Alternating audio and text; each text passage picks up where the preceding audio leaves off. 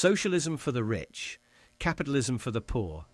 It sounds like a political slogan, maybe something you'd see on a protest sign, but it's not a slogan. It's the operational logic of modern finance. And if you want to understand how wealth really moves in the world, how the system actually works when crisis hits, you need to understand this inversion, this backwards logic that makes poor people defend the very rules that keep them poor. Let me start with a simple question. When banks fail, who loses? When the system breaks, who gets rescued? And when that rescue happens, who actually pays for it? The answer reveals everything about how power flows through a financial system that we're told is objective, rational, and fair. It's none of those things. It's a protection racket, and once you see it, you can't unsee it. Start with 2008. The financial crisis didn't appear out of nowhere. It was built deliberately through decades of deregulation, predatory lending, toxic assets bundled and resold, and bets piled so high that when the house of cards collapsed, it nearly took down the entire global economy. Wall Street had constructed a machine to extract profit from the poor and middle class through mortgages they knew were predatory, through loans designed to fail after a few years of payments. And when it did collapse, ordinary people lost their homes, they lost their pensions, they lost their jobs. In the United States alone, millions of families were foreclosed. People walked away from underwater mortgages. Retirement accounts were cut in half. Wiped out, generations of savings vanished overnight. Families that had worked their entire lives to save for retirement saw it disappear in months. And for what? For being stupid enough to believe a bank wouldn't lie to them about what they could afford. But here's where it gets interesting.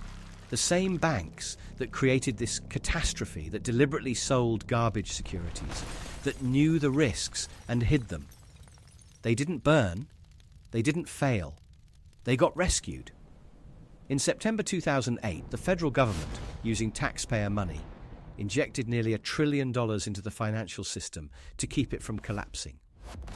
Bailouts, loans, guarantees. The full weight of government power, backed by the money of working people, was deployed to save the institutions that destroyed millions of working people's lives. Let me be clear about what happened. The banks gambled with money that wasn't theirs. They lost spectacularly. And the taxpayers absorbed the losses, every penny, while the banks kept their profits from the years before, kept the bonuses paid during the bubble, kept everything. The executives who created the crisis weren't prosecuted. They weren't jailed. They weren't even fired. They received bonuses. The same CEOs who crashed the system walked away with golden parachutes, retirement packages in the tens of millions, while families lived in tents and cars. That's socialism for the rich. And it's not new. It didn't start with Lehman Brothers. It goes back further, way further. Take the savings and loan crisis of the 1980s. Thousands of savings and loan institutions, which had been loosely regulated and allowed to chase risky investments, collapsed spectacularly. They took depositors' money with them. The scandal was enormous. But here's what happened next. The government created the Resolution Trust Corporation, and it spent more than $100 billion, adjusted for inflation, nearly $200 billion in today's money, to bail out depositors and resolve the collapsed institutions. Who paid? Taxpayers. Who gambled and lost? The owners and executives of the S&Ls.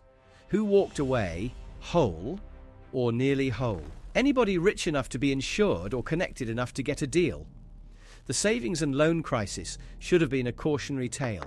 It should have taught us that if you allow financial institutions to gamble with other people's money, they will gamble. They will take insane risks. And when they lose, they'll expect someone else to pay for it. But that lesson wasn't learned. Or it was learned and deliberately forgotten by people in power who benefited from the arrangement. Because this pattern, this exact pattern of socialism for the rich and capitalism for the poor, shows up again and again, everywhere you look. It's almost like it's the whole point. Consider what happens when a corporation wants to relocate, or when a city wants to attract a business. Suddenly there's money. tax breaks, subsidies, free land, infrastructure built on the public dime. Billions in public money flow to rich people to incentivize them to maybe, possibly create jobs. And when it doesn't work, when the corporation takes the money and leaves, or lays people off anyway, the public takes the loss. Nobody demands the money back. Nobody prosecutes for fraud. The corporation gets to keep the subsidies, write off the losses as a business expense, and move on. But if a single mother asks for welfare, if a poor person needs food assistance or housing help, suddenly the language changes. They're lazy. They're gaming the system. They're dependent. They're the reason the government is broke. The rhetoric flips. The rules invert. Free money to the rich is investment. Free money to the poor is socialism. This is the scam at the heart of the system.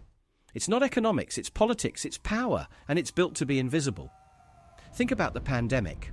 When COVID hit, governments worldwide panicked. And you know what they did? They printed money. Trillions of it. The Federal Reserve expanded its balance sheet. The Treasury issued stimulus. Central banks around the world flooded their economies with liquidity. But here's the thing. That money didn't go equally. It didn't rain down on everyone the same way. The wealthy, who owned stocks and bonds and real estate, watched the value of their assets soar as the money supply exploded. Stock markets recovered in weeks. Real estate prices jumped. Meanwhile, working people got stimulus checks that barely covered rent. The Fed pumped the system. Banks recovered. Investment portfolios recovered. But wages stagnated. Millions of people were laid off. Millions faced eviction. Millions lost their jobs. And while they struggled, the wealth owners watched their net worth surge. Inequality hit record levels. All of it justified by the same logic that justified the bank bailouts. The system must be saved. The financial architecture must be preserved. Never mind the people inside it. Never mind that the people paying the bill are the ones who'll suffer most when instability returns. Now, look at what happened when small businesses needed help during the same crisis. The PPP, the Paycheck Protection Program, was supposed to keep small businesses alive. And it did for some. But the program was also looted, sometimes by design, often through indifference. Large corporations found loopholes. Wealthy people got PPP loans designed for small businesses. Fraud was rampant, and when it was discovered, when billions in fraudulent loans were identified, the government's response was muted. Some money was clawed back. Some people faced charges, but mostly it was treated as a technical problem, not a moral catastrophe. Compare that to the response to welfare fraud, to food stamp fraud, to unemployment benefits fraudulently claimed. Suddenly there's surveillance, there are penalties, there are criminal charges and jail time. A poor person who fraudulently claims $1,000 in benefits faces prosecution. A rich person who fraudulently receives $1 million in a business loan might face a fine, write it off as a business loss, and keep the rest. It's the same crime, same harm, radically different response. This is the engine of inequality. This is how a society that claims to be capitalist and meritocratic actually operates. The rich get socialism. Everyone else gets harsh capitalism. And the trick, the genius of the trick, is that the poor are convinced to defend it. They're convinced that helping working people is wrong because it's socialism, even as they watch socialism rescue the rich. They're convinced that bailing out banks is necessary because the alternative is collapse, never considering that maybe collapse wouldn't be such a disaster if we let the gamblers actually face consequences for their bets. They're convinced that subsidies to corporations are investment, that tax breaks for the wealthy are stimulative, that all of it will eventually benefit them too through some economic mechanism that never quite materializes. That's the mythology. That's the story the system tells about itself. But history shows something different. Every bailout that transfers wealth upward increases inequality. Every tax cut for the wealthy that gets justified by trickle-down promises creates more poverty.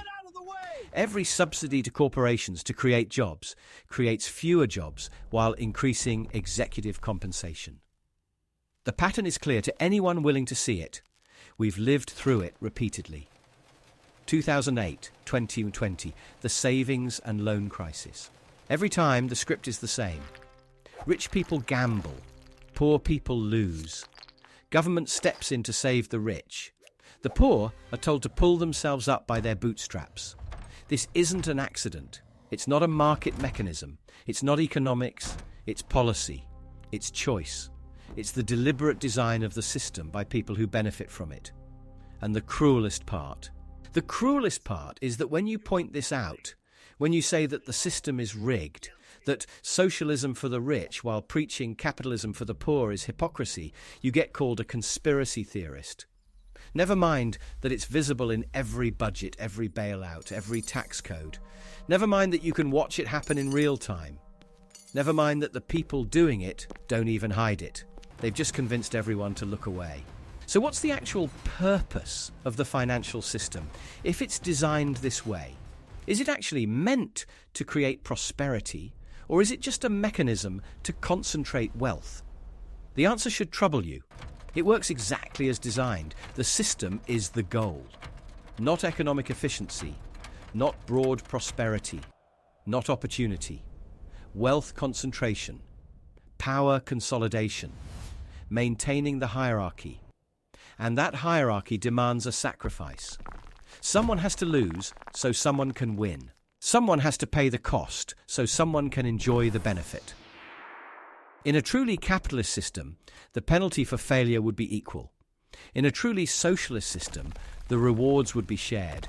But what we have is a hybrid that takes the worst parts of both. The discipline of capitalism for the poor, the rescue of socialism for the rich, the rules for thee, but not for me. That's the scam. That's the con. And understanding it is the first step to asking whether we want to live in a system designed to work this way, or whether we want to build something different. If this gave you a new perspective, hit subscribe. History has the answers. I'll show you where to look.